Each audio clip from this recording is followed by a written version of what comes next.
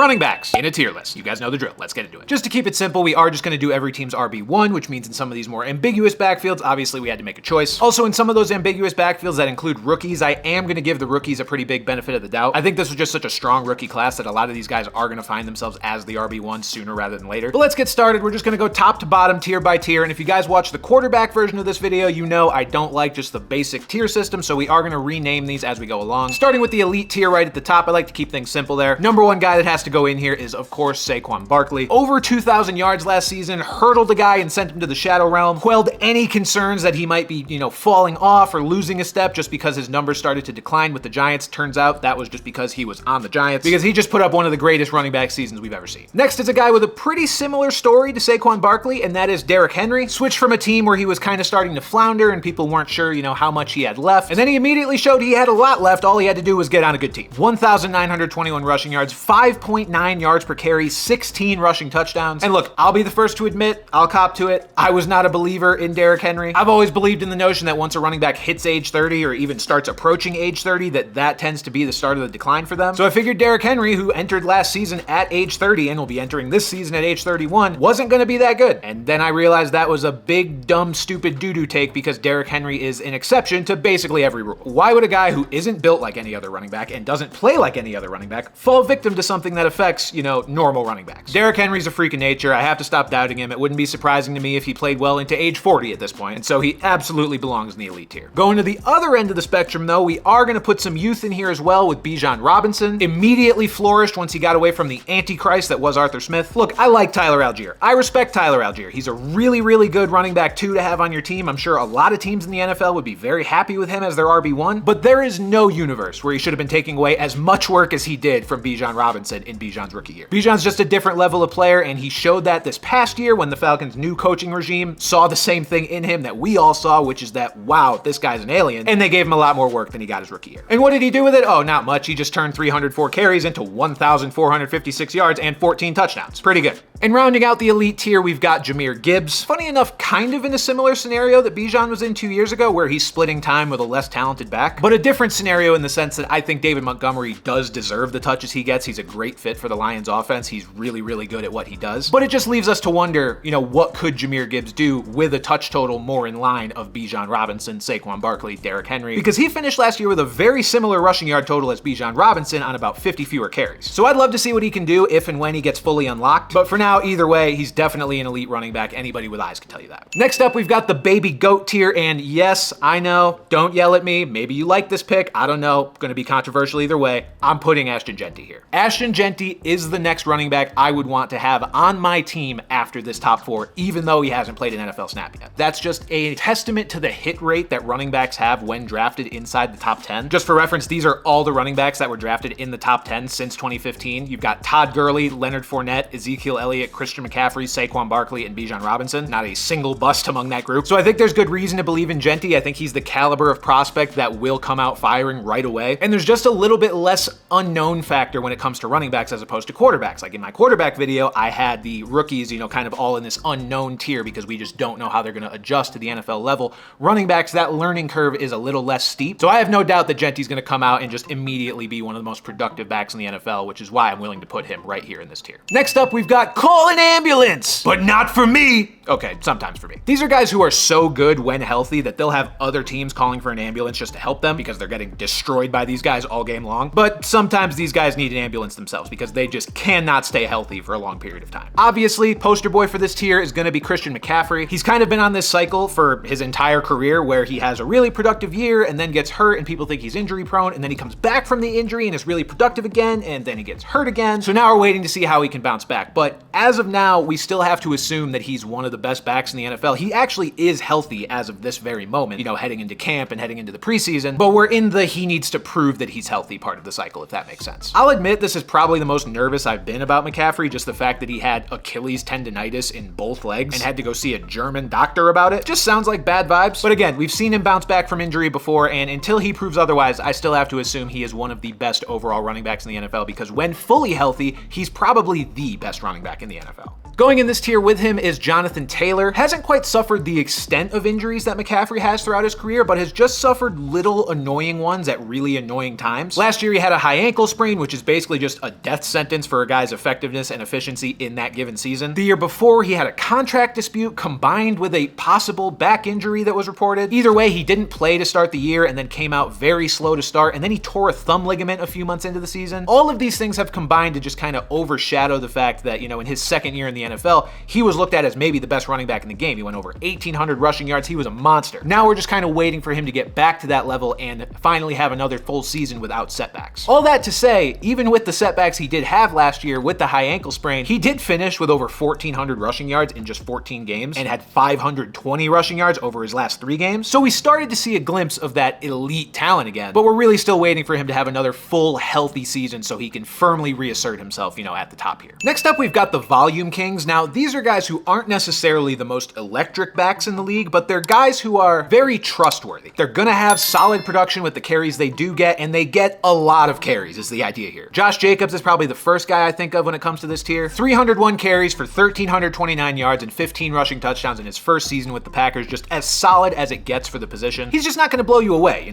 He's not a guy that you're ever gonna be worried about, oh, he might go for 2,000 yards this year, but he's a guy that you're gonna be very happy if he's leading your backfield. And I feel the same way about Kyren Williams. Sean McVay's running back of choice, which is not a bad gig to have. And much like Jacobs, he's just a guy you're gonna be pretty happy as leading your backfield. He's not gonna make any insane plays really, but he's not gonna mess anything up for you either. He's just gonna be a rock solid running back, and for a lot of teams, that's way more than they have. So even though they might not be ripping off, 40+ yard runs every week like Saquon Barkley is, they're just rock solid for the position, which is why I have them up as high as I do. From the volume kings, we go to the efficiency kings. These guys are basically the opposite, where they are incredible on a per touch basis, and it seems like they take it to the house anytime they get the ball, but they just haven't earned that level of volume yet, and they may never get there. Devon Achane kicks off this tier, and it's funny because when I say he may never get that volume, I mean pure rushing volume, because in terms of combined rushing and receiving volume, Achane is way up there. He basically played receiver for half the season last year. But this is a guy that had an insane 7.8 yards per carry his rookie year, and then yes, it dipped last year down to 4.5, but considering the state of affairs that the Dolphins offense was in, that's almost impressive still. One of the most dangerous per touchbacks in the entire league. I wouldn't blame you if you said you prefer to have Achane on your team over guys like Josh Jacobs and Kyren Williams just for that upside, because he is an absolute freak with the ball in his hands, as is his division mate, James Cook. Now, James Cook gets lower volume for a different reason than Achane. Achane's is, both because he's used as a receiver a lot, so the rushing numbers are just down, but also because he's a smaller guy. James Cook not getting a ton of volume is mostly just because he is on the same team as Josh Allen. But even despite that, he still took a measly 207 carries for over 1,000 yards and 16 rushing touchdowns. Just an invaluable asset for the Bills, and I can see why he wants to get paid like it. Again, these are two guys that it very well may never happen, but I would love to see what their end of year numbers would look like if they had like over 300+ rushing attempts. Next up, we've got Unc Still Got It. These are the guys who in running back years seem to be about one step away from the retirement home, and yet they just still keep putting up great numbers year in and year out. And look, you could make an argument that all these guys in this tier should be, a little bit higher up, maybe a tier or two higher, but look, I'm an ageist at heart, all right? Sue me. I like my running backs to be a little more youthful. With that said though, these guys are still doing their thing, and I gotta give them their props, starting with James Conner. I feel like we've been expecting the James Conner fall off for about 4 decades now, and he just refuses to go away. He had 4.6 yards per carry in his age 29 season last year, ended up with over 1,000 rushing yards total, and he just continues to be solid, man. Like, there's really no sign of a fall off. Now, we know with running backs who are human, that aren't Derrick Henry, that can come at really any time. Like, that cliff is steep, but as of now, I mean, this man has shown no signs of slowing down, so I gotta give him his props. Next up, we've got Alvin Kamara, who was also in his age 29 season last year, and while his actual rushing efficiency has taken a dip, over the last 5 or so seasons of his career, he actually had a little jump last year from 3.9 to 4.2, but overall, just a general decline. It's his ability in the receiving game that keeps him so productive even at this advanced age for the position. He was targeted 89 times last year, his most targets since 2020, and he reeled in 68 catches for 543 yards and 2 touchdowns on top of his 950 rushing yards. So that put him just under 1,500 total yards in his age 29 season.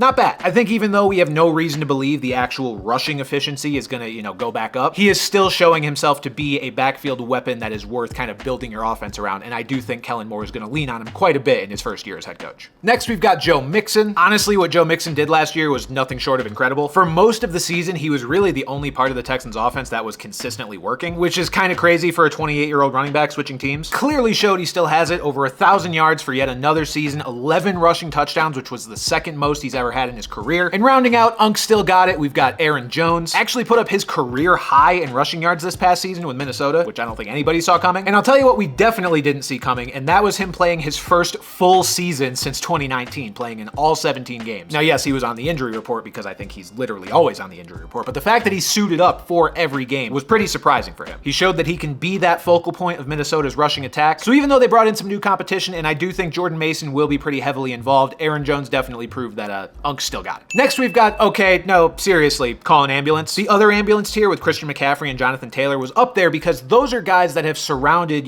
their injured seasons with some really, really elite seasons. This tier is for guys who haven't quite hit that level yet because the injuries have held them back so much, but who we do still believe have the talent to get there. They just have to stay on the field. Starting with Breece Hall, he tore his ACL back in 2022 and unfortunately just doesn't seem to have gotten back to prime form since then. It flared up on him again last year and he missed a little bit of time, and it's just led to him not being the level of explosive back that we thought he would be coming into the league. So we're still definitely waiting for him to hit his ceiling, even though we know the talent that lies underneath. What surprised me the most looking up stuff about Breece Hall was that he still doesn't have a 1,000-yard season under his belt. He did hit 994, but still, it's surprising that he hasn't hit that mark yet. Also in this tier, I'm going to put Kenneth Walker. Now, unlike Breece Hall, it's not just one injury that's impacted Walker thus far, it's a billion different injuries throughout the course of his career. We've had ankle, oblique, hamstring, you name it, he's been on the injury report with it. And it's unfortunate because he's another guy that we know has some of the most talent at the position in the NFL. He just hasn't gotten a chance to consistently show it off. So it's kind of put a cap on his ceiling so far and has unfortunately earned him a spot in the call an ambulance tier. Next up, we've got Next Up. These are guys that I think are basically one good season away from asserting themselves among some of the best backs in the league because we've already seen glimpses of it. Now it's just up to them to firmly establish themselves there. Starting out with our Lord and Savior, Bucky Irving. Of course, I wouldn't blame you if you put Bucky higher up on your tier list. I wouldn't blame you if you put him at the very top of your tier list. But look, he emerged last year kind of out of nowhere. I mean, he was a mid-round pick, but he took 207 carries for 1,122 yards as one of the most fun backs to watch in the league. And if he puts up another season like that, I think we'll be talking about Bucky among the elite of the elite. Another guy who I think is one really good season away from getting a lot more respect is Chase Brown. When you talk about running backs no one really saw coming, I mean, I think more people saw Bucky Irving's breakout coming than Chase Brown, because I personally thought the Bengals backfield was just going to be very split all year. Zach Moss was coming off a pretty good year with the Indianapolis Colts. He was going to be in that backfield with Chase Brown and they were both going to do their thing. Instead, Chase Brown just put Zach Moss to shame. Ended up just shy of 1,000 rushing yards in that Bengals offense, but added an element of explosiveness to that rushing attack to complement an already absurdly explosive passing attack. And if Chase Brown can further cement his stranglehold on this backfield and improve on what he did last year, I think we'll be talking about him even more positively next year. And rounding out this tier, maybe it's a little disrespectful to put this guy here considering he'll be entering year 5 in the NFL for him, but it's Chuba Hubbard. But I think there's a good reason for us to finally be able to consider this man possibly next up at the position. Because I think up to this point, expectations were never super high for Chuba Hubbard. It's another guy who was sort of a mid-round pick. More importantly, the Panthers drafted a running back last year that we thought would probably take a lot of work from Chuba, a much higher end prospect in Jonathan Brooks. Unfortunately, Jonathan Brooks just took forever to come back from injury, and then when he finally came back, he unfortunately re-tore his ACL. And so this is the first time going forward that I feel confident that the Panthers are committing themselves to Chuba Hubbard. They gave him a new contract, and yes, they brought in Rico Dowdle, but I don't expect that to be the type of player to really siphon a lot of touches away from Hubbard. I feel like Chuba's their guy, and if he plays out this year as their true RB1 and puts together, a comparable year to what he did last year, I think there will be a lot more respect on his name. Next up, we've got, this is the tier. I don't really know what to think of a lot of these guys. Starting with Tony Pollard. Pollard just wasn't really anything spectacular last year. I mean, 4.2 yards per carry isn't bad. He did end up over 1,000 yards, but that was largely because I think he got way more carries than they were anticipating he would get. 260 of them to be exact. Because we headed into last season with the idea being that he and Tyjae Spears would be 1A, 1B. They'd both get a lot of work, but Tyjae just couldn't stay healthy. And then when Tyjae did finally get healthy, he was one of the most productive backs in the league over the last 3 weeks of the season. So I just don't know what Tony Pollard's standing is really even going to be in their backfield. Is it going to be split like they wanted it to be last year? Is Tyjae going to take more work? But either way, Tony's just not really offering a lot in terms of high-end production at this stage of his career. Next up, we've got Travis Etienne. I mean, talk about a mystery box of a running back. This is a guy who finished as fantasy football's RB3 2 seasons ago, and then last year basically didn't exist. I just don't know what version of Travis Etienne to expect going forward, especially since Tank Bigsby outproduced him last year. They just drafted Bayshall Tootin, my boy. And they've got a new head coach in the building who has no allegiance to any of these backs except maybe Tootin because he drafted him. So it just seems like Etienne's future is super murky, and coming off a bad year, I mean, he's got to go in this tier just full of uncertainty. Next, we've got Isaiah Pacheco for really no reason other than injury recovery. I love watching Pacheco play football. I love how angry he plays the game. He looks like he's mad at the ground. But when he came back from injury last year, it wasn't anything to write home about, and he didn't even look as good as Kareem Hunt most of the time, and Kareem Hunt didn't look good. So I just need to see him bounce back from this injury a little better this year before I can put him any higher, because as of right now, I am a little worried that this is something that could affect him going forward. Next, we've got Tyrone Tracy. If you haven't noticed, one of the themes of this tier is me not being sure how much work they're actually going to get. Tyrone Tracy will definitely be involved, and involved pretty heavily, I think, don't get me wrong, but they did draft Cam Scatterbo into this backfield, and I could see a world where he takes a lot of touches away from Tracy just because he has such a different skill set. Remember, the Giants did invest a higher pick in Scatterbo than they did in Tracy. Tracy was a 5th rounder, Scatterbo was a 4th rounder. Tracy had a really nice rookie year, but I just got to see how this backfield shakes out before I'm willing to put him any higher than this. And lastly in this tier, we've got Brian Robinson Jr. Just wasn't really sure what to do with him because he's been fine as an NFL running back. I mean, got shot and came back from that, so that was impressive. But on the field, I feel like the main thing that comes to mind is he's just fine. He's okay. He seems replaceable. He doesn't seem like a guy that if the Commanders were presented with an opportunity to get a higher upside running back, that they would be like, no, Brian Robinson's our guy. Like, this is who we're committing to for the future. Now, the good thing for Robinson is he doesn't necessarily have a lot of competition in that backfield. Obviously, they're bringing back Austin Eckler for another year, but they had him last year. They did draft Ja'Cory Krosky-Merritt, but when you're talking about 7th round running backs, that could literally turn into nothing. So I think he's going to get the touches to prove that he's an above average running back, but up to this point, I'm just not super moved. Next up, we've got the children that aren't Ashton Genty, and this is where just all the rookies are going to go that aren't Ashton Genty. Omarion Hampton, RJ Harvey, Travion Henderson, Quinshon Judkins, and Caleb Johnson. And as for Caleb Johnson, I apologize to all the Jalen Warren truthers out there. He's a very good football player, but if I had to put money on it, I do think Caleb Johnson finishes this year with more touches than Warren. Maybe I'm wrong, who knows? But I got to put these guys in this tier because, like I said before, running backs with really high draft capital like Ashton Genty, you can usually bank on working out pretty quickly. When you get lower than that, it becomes a lot more dicey. So I just want to put these guys in another purely unknown tier, much like in the quarterbacks video where we had the tier of guys we just haven't seen enough of yet, you know, including guys that had played a little bit in the NFL like Michael Penix, but also guys that had not played a snap yet, JJ McCarthy, Cam Ward, and that's where these guys have to go. It's very much a wait and see with all of them. Although I am very excited for them, and I think they're all going to be pretty impactful right away. And for our last tier, we just have no. DeAndre Swift, no, I can fully admit that this is more of a personal issue that I have with DeAndre Swift, and I don't even know why I dislike him so much. I think I just keep wanting him to do more every year, and then he keeps not doing it, and then he keeps seemingly bamboozling the general public into thinking that he's going to do more with it. And now he's got people thinking again that because he's with Ben Johnson, he's going to suddenly be this super productive back because Ben Johnson got the most efficient season out of him ever a few years ago when it was 5.5 yards per carry in 99 carries in 14 games. That's the same year that Ben Johnson had DeAndre Swift and Jamal Williams on the same team in the same backfield, and he decided to give Jamal Williams